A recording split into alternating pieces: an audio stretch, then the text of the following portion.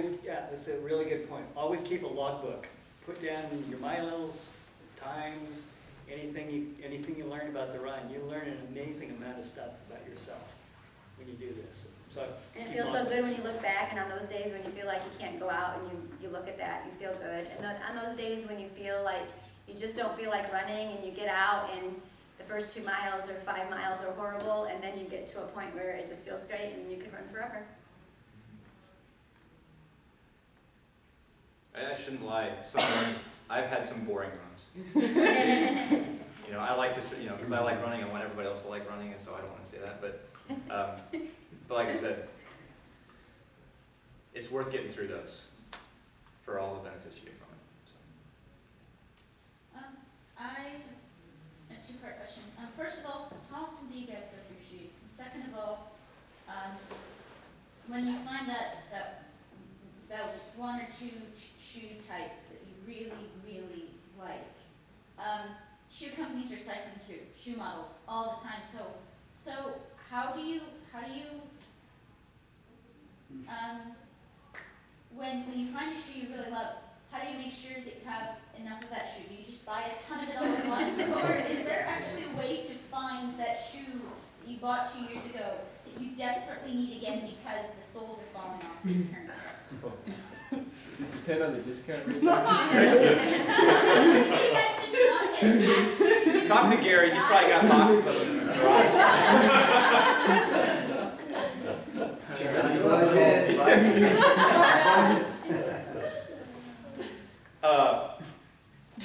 I'm a discount shoe guy, so I buy a certain type of shoe, which isn't always, that doesn't help you guys out much, very much, I don't think. Shoe goo.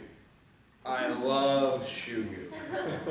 I like these lightweight stuff. The soles go bad in no time flat, so I just shoe goo it up, and it'll last me another 100 miles. Like, shoe goo is awesome. If it starts flapping, shoe goo it back on. You know, you get twice as long out of your shoes with shoe goo. Are you paid for by Yeah, now? That is a free advertisement. What is it? $4. But if they're like, so I do like these shoes, and I found them on sale, and they had, you know, a handful. I only buy on sale, and so I bought 4 pairs, boom, because they were at a good price. But like, I'm not going to spend an arm and a leg on any pair of shoes, no matter how much I like them, because you're going to go through them. They get beat up. They're not going to look good forever. So probably not the answer you were looking for, but shoe goo. So one thing about shoes is it really is an individual matter. So the Brooks Cascadia is a big one that a lot of people really like for pretty hard trail running.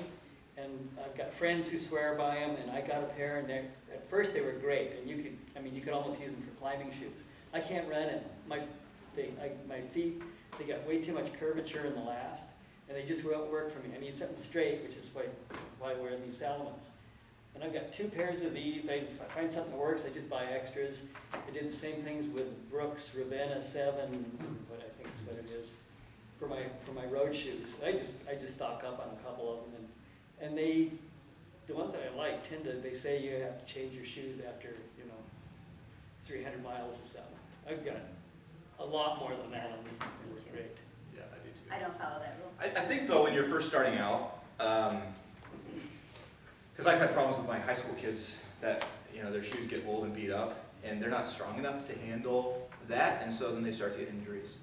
And so maybe when you're first starting out, but doing the exercises that you talked about, so build up all those stabilizer muscles, and then those shoes will last so much longer than you think.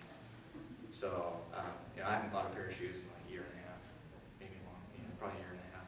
So I also rotate shoes.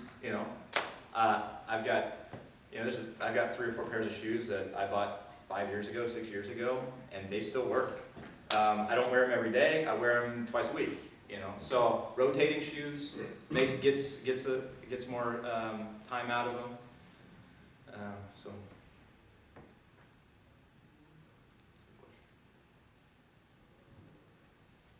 Go for it. You got another one. Okay. So you all seem to kind of be advocates of the idea of doing long runs on the weekends, not so many miles, not so many miles in between the weekends.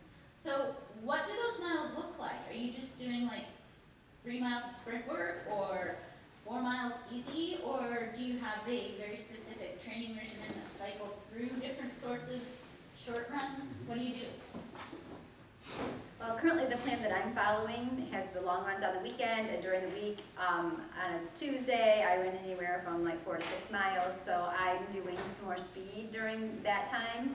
On Wednesdays, I run between 10 and 15, so I'm running it faster than my long runs on the weekend because it's shorter than my long runs. And then on Thursdays, I do like a tempo, like 8 miles. Kind of how I'm doing it right now. So when I trained for my 100-miler, I had decided I was going to do the 100-miler because I finished my 50-miler in October, and I felt like, man, I could do that again. I think this is probably the year I should try 100. Because I felt really good. So for my training, what I did was I made sure I did a long run every weekend, 20, 30 miles, something like that. And then I would, during the week, basically what I was doing was going out and I would run really hard for me. I mean, I'd be pretty close to my 5K pace and run 3 miles. Do that a couple times. And then I was doing a lot of other activities. I'd go out and chop wood for 4 hours, split wood for 4 hours or something like that. Anything that kept me moving. So like Loretta was moving boxes and stuff like that. Anything that had me used to just being physical I counted that as training. I'd go snowshoeing, we'd go out and snowshoe for 12 hours. We wouldn't get very much mileage in, but you're working constantly. And I think that's more what it was, not so much the mileage. So I would, when I was training, like I'd do one long bike ride a week, get me off the roads, get me off my feet, but still have that endurance. You're still training endurance. I like to do one thing quicker, like maybe not 5K pace, tempo pace, 5K to tempo pace. I actually liked tempo and tried to get a good volume at tempo. So I think speed work for an ultra runner is not speed work for a trackster, but I think there's something really to it. I think there's something to speed work and doing something at 5K pace or around that tempo 5K. Tempo is probably a very abstract thing to some of you. But 5K, 10K pace right around there. And trying to get some volume, which means you break it up, like the 20 on, 10 off kind of thing. You break it up so you can get more volume at kind of a decent effort. And so I like to try and get one of those things in a week. So you got the long run on the weekend, you got that run, and then some kind of, I love Dr. Steele's idea. Like, I mean, you don't have to be running. It's about endurance, right? I mean, you obviously want to run, but you're building up endurance. And so if that's bike riding, if that's doing the rowing machine, if that's chopping wood, that'd be really fun, by the way. I would really like that. I'm a runner, so I do most of my stuff running, but again, it doesn't have to be long. So what's normal for you? Take an easy day. I take a day off every week. I think that's really important, not only physically but mentally. Take a day off. But then, let's. So my speed might be doing like 6 to 800, so going marathon pace-ish for your 800 and then doing a slow jog in between. Or I was kind of curious because I've been doing so many long, I was wondering what that had done to my speed. So I started doing some timed miles a few weeks ago, and I ran like a 6:19 miles, so I was pretty happy that my speed wasn't, slowing down a lot after doing all of the miles. So, yeah. Just thinking about something Michael said. A friend of mine, Martin Rolfson, one year he won a 50K trail run, pretty tough one, and he had not run at all to train for it. He was mountain bike racing. So there's a lot of overlap between running and cycling, and running and cross-country skiing, and running and snowshoeing and that kind of stuff. So there's all kinds of ways to train for this. Go out to Hayden Park, right, Coach?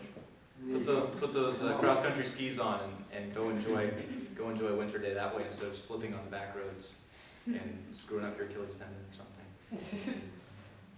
So I think Loretta was trying to she never wants to make me feel bad, but if I went to, I don't even have to go to her text right here, and it's so cool. I get a text from Loretta, oh, this is probably, I don't know, it's been a few weeks ago now. It's really almost, it's even dark, I think almost dark. And she's still got something to go in her, a 30-mile. I can't remember, was that the night I was at Hayden Park? Yeah. Yeah, So I she's think doing a that was. 30-miler out there. I'm sure that, well, probably Derek was with you He was with me, safely doing it too, of course. But, yeah, that's really It was cool. dark, and I thought, if somebody's like calls you and says, there's somebody out in the park running around wildly, I wanted you to know I was there. It was just me with my headlamp. Yeah. I did. Yeah. And it was so cool because I was running along and some deer came out and I had my headlamp on and they jumped and you could just kind of see their silhouette jumping in front of you. I was a little anxious that they might run into me, but yeah.